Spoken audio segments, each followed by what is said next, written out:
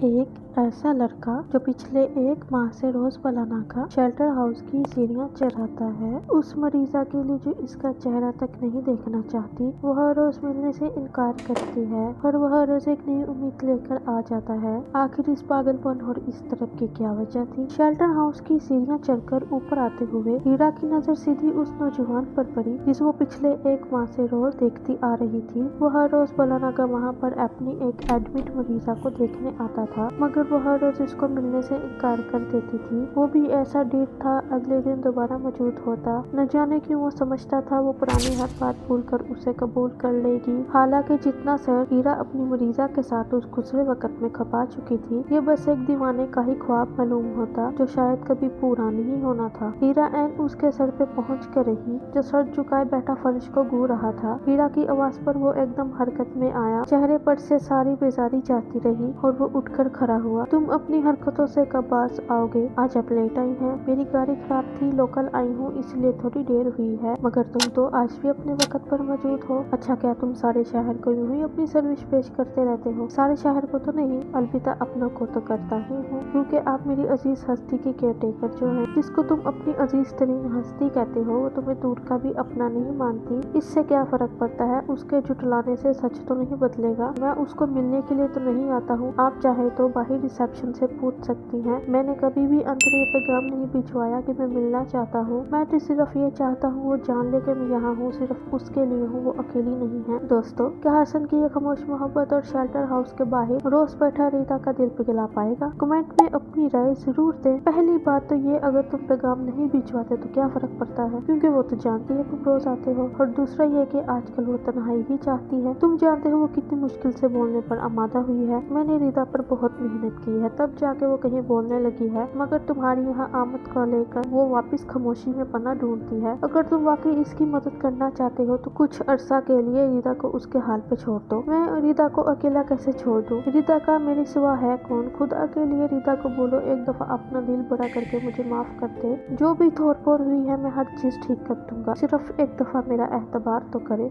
अच्छा ठीक है। तो दोस्तों, क्या हीरा हसन की ये फरियाद रीता तक पहुंच जाएगी? क्या रीता माजी की तौर फोड़ को भूलकर हसन को माफ कर पाएगी? जानने के लिए नॉवेल्स की दुनिया को सब्सक्राइब, बेल आइकन दबाना ना भूलें। वीडियो को लाइक और शेयर जरूर करें।